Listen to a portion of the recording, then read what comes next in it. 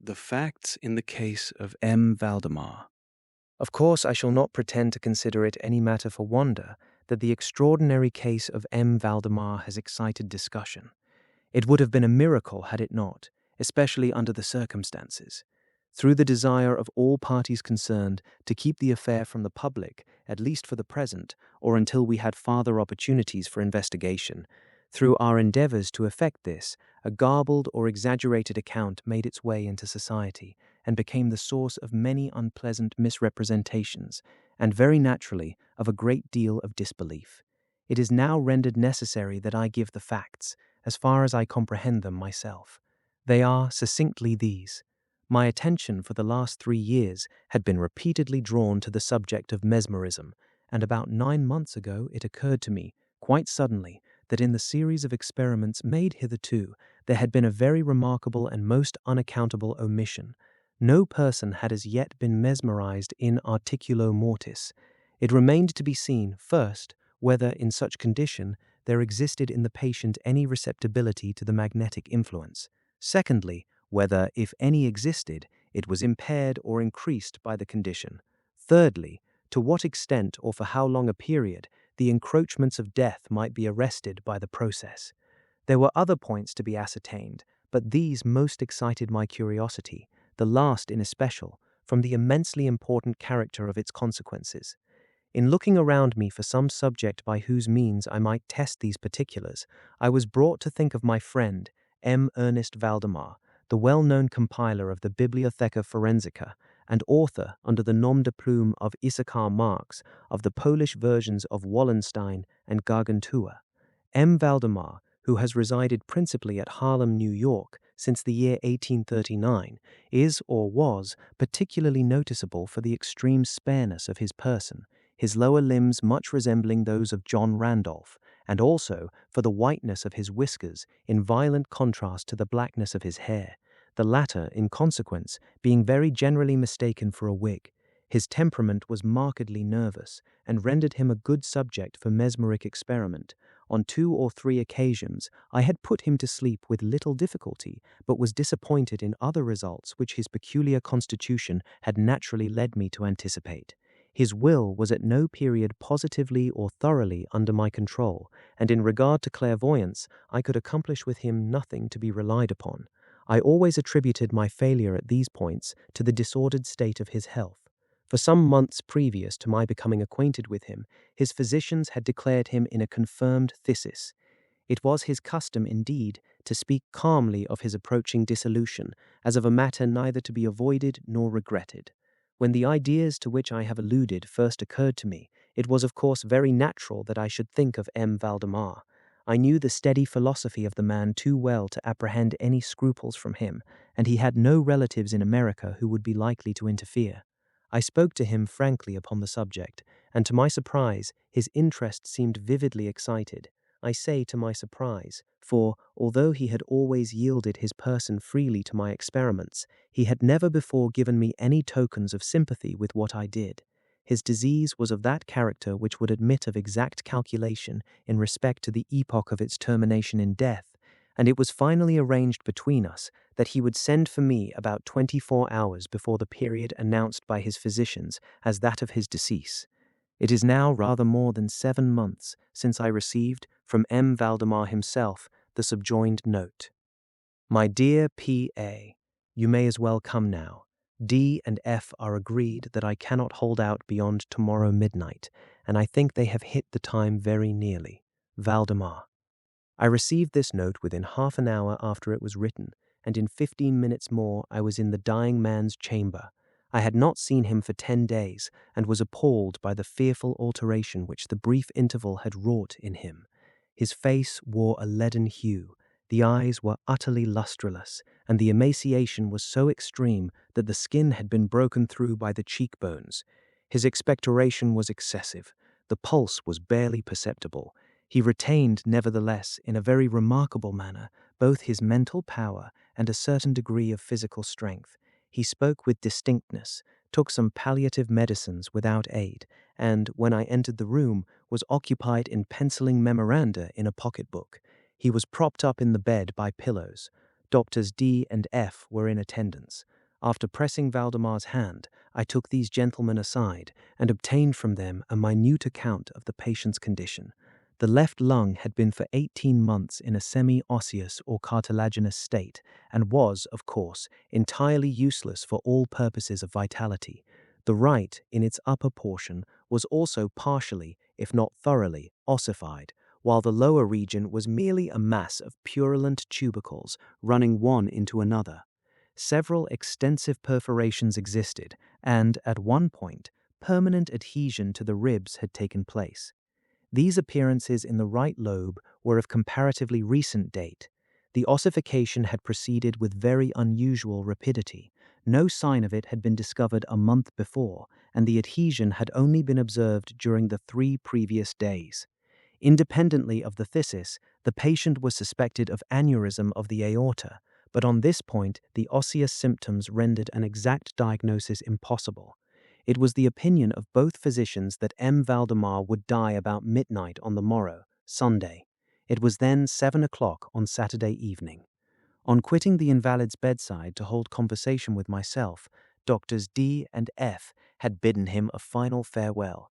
It had not been their intention to return, but at my request they agreed to look in upon the patient about 10 the next night. When they had gone, I spoke freely with M. Valdemar on the subject of his approaching dissolution, as well as, more particularly, of the experiment proposed. He still professed himself quite willing and even anxious to have it made, and urged me to commence it at once. A male and a female nurse were in attendance, but I did not feel myself altogether at liberty to engage in a task of this character with no more reliable witnesses than these people, in case of sudden accident, might prove. I therefore postponed operations until about 8 the next night, when the arrival of a medical student with whom I had some acquaintance, Mr. Theodore L., relieved me from farther embarrassment. It had been my design, originally, to wait for the physicians, but I was induced to proceed, first, by the urgent entreaties of M. Valdemar, and secondly, by my conviction that I had not a moment to lose, as he was evidently sinking fast. Mr. L.L. was so kind as to accede to my desire that he would take notes of all that occurred, and it is from his memoranda that what I now have to relate is, for the most part, either condensed or copied verbatim.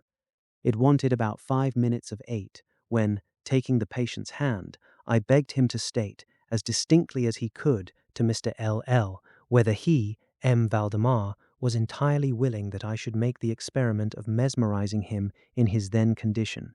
He replied feebly, yet quite audibly, "Yes, I wish to be. I fear you have mesmerized," adding immediately afterwards, "I fear you have deferred it too long." While he spoke thus, I commenced the passes which I had already found most effectual in subduing him.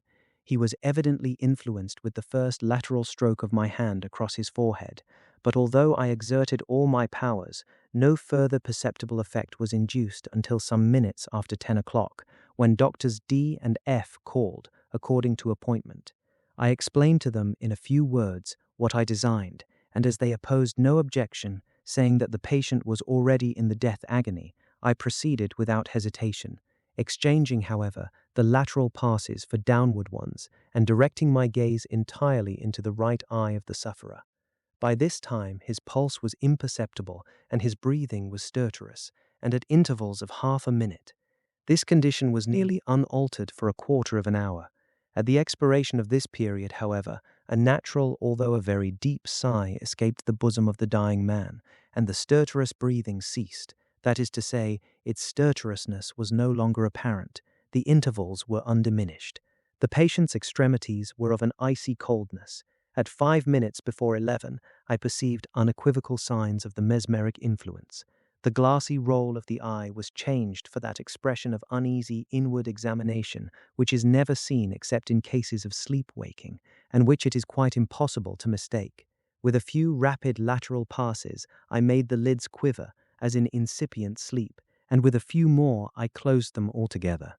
I was not satisfied, however, with this, but continued the manipulations vigorously, and with the fullest exertion of the will, until I had completely stiffened the limbs of the slumberer. After placing them in a seemingly easy position, the legs were at full length, the arms were nearly so, and reposed on the bed at a moderate distance from the loin. The head was very slightly elevated. When I had accomplished this, it was fully midnight, and I requested the gentlemen present to examine M. Valdemar's condition.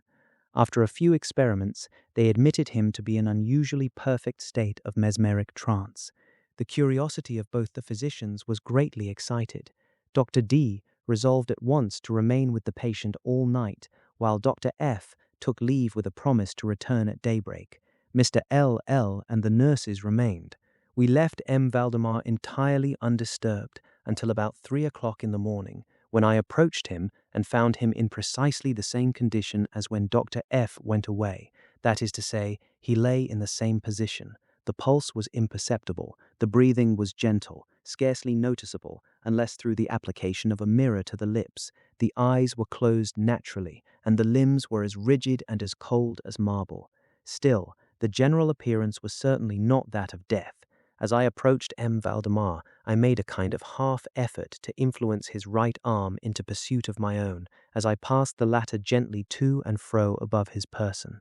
In such experiments with this patient, I had never perfectly succeeded before, and assuredly I had little thought of succeeding now, but to my astonishment, his arm very readily, although feebly, followed every direction I assigned it with mine.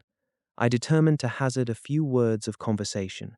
M. Valdemar, I said, are you asleep? He made no answer, but I perceived a tremor about the lips, and was thus induced to repeat the question again and again. At its third repetition, his whole frame was agitated by a very slight shivering. The eyelids unclosed themselves so far as to display a white line of the ball. The lips moved sluggishly, and from between them, in a barely audible whisper, issued the words, "Yes, asleep now. Do not wake me. Let me die so." I here felt the limbs and found them as rigid as ever. The right arm, as before, obeyed the direction of my hand. I questioned the sleep-waker again. "Do you still feel pain in the breast, M. Valdemar?" The answer now was immediate, but even less audible than before. "No pain. I am dying." I did not think it advisable to disturb him farther just then, and nothing more was said or done until the arrival of Dr. F, who came a little before sunrise and expressed unbounded astonishment at finding the patient still alive. After feeling the pulse and applying a mirror to the lips, he requested me to speak to the sleep-waker again. I did so, saying, "M. Valdemar, do you still sleep?" As before, some minutes elapsed ere a reply was made, and during the interval the dying man seemed to be collecting his energies to speak. At my fourth repetition of the question, he said very faintly, almost inaudibly, "Yes, still asleep, dying." It was now the opinion, or rather the wish, of the physicians that M. Valdemar should be suffered to remain undisturbed in his present apparently tranquil condition until death should supervene, and this, it was generally agreed, must now take place within a few minutes. I concluded, however, to speak to him once more, and merely repeated my previous question. While I spoke, there came a marked change over the countenance of the sleep-waker. The eyes rolled themselves slowly open, the pupils disappearing upwardly.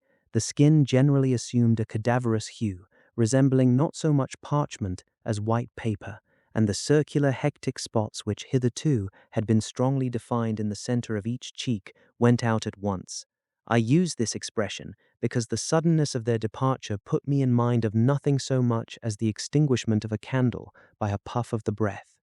The upper lip, at the same time, writhed itself away from the teeth, which it had previously covered completely, while the lower jaw fell with an audible jerk, leaving the mouth widely extended and disclosing in full view the swollen and blackened tongue. I presume that no member of the party then present had been unaccustomed to deathbed horrors, but so hideous beyond conception was the appearance of M. Valdemar at this moment that there was a general shrinking back from the region of the bed. I now feel that I have reached a point of this narrative at which every reader will be startled into positive disbelief.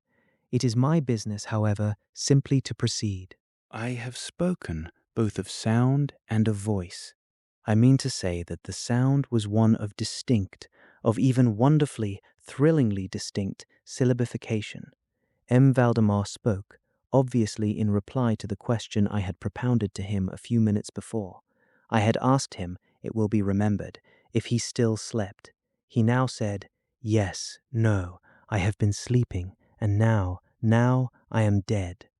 No person present even affected to deny or attempted to repress the unutterable, shuddering horror which these few words, thus uttered, were so well calculated to convey. Mr. L., the student, swooned. The nurses immediately left the chamber and could not be induced to return. My own impressions I would not pretend to render intelligible to the reader. For nearly an hour we busied ourselves, silently, without the utterance of a word, in endeavours to revive Mr. L. When he came to himself, we addressed ourselves again to an investigation of M. Valdemar's condition. It remained in all respects as I have last described it, with the exception that the mirror no longer afforded evidence of respiration. An attempt to draw blood from the arm failed. I should mention, too, that this limb was no farther subject to my will. I endeavoured in vain to make it follow the direction of my hand. The only real indication, indeed, of the mesmeric influence was now found in the vibratory movement of the tongue whenever I addressed M. Valdemar a question. He seemed to be making an effort to reply, but had no longer sufficient volition. To queries put to him by any other person than myself, he seemed utterly insensible, although I endeavoured to place each member of the company in mesmeric rapport with him. I believe that I have now related all that is necessary to an understanding of the sleep-waker's state at this epoch. Other nurses were procured, and at 10 o'clock I left the house in company with the 2 physicians and Mr. L. In the afternoon we all called again to see the patient. His condition remained precisely the same. We had now some discussion as to the propriety and feasibility of awakening him, but we had little difficulty in agreeing that no good purpose would be served by so doing. It was evident that, so far, death, or what is usually termed death, had been arrested by the mesmeric process. It seemed clear to us all that to awaken M. Valdemar would be merely to ensure his instant, or at least his speedy dissolution. From this period until the close of last week, an interval of nearly 7 months, we continued to make daily calls at M. Valdemar's house, accompanied now and then by medical and other friends. All this time the sleeper-waker remained exactly as I have last described him. The nurse's attentions were continual. It was on Friday last that we finally resolved to make the experiment of awakening or attempting to awaken him, and it is the perhaps unfortunate result of this latter experiment which has given rise to so much discussion in private circles, to so much of what I cannot help thinking unwarranted popular feeling. For the purpose of relieving M. Valdemar from the mesmeric trance, I made use of the customary passes. These, for a time, were unsuccessful. The first indication of revival was afforded by a partial descent of the iris. It was observed as especially remarkable that this lowering of the pupil was accompanied by the profuse outflowing of a yellowish ichor from beneath the lids, of a pungent and highly offensive odor. It was now suggested that I should attempt to influence the patient's arm, as heretofore. I made the attempt and failed.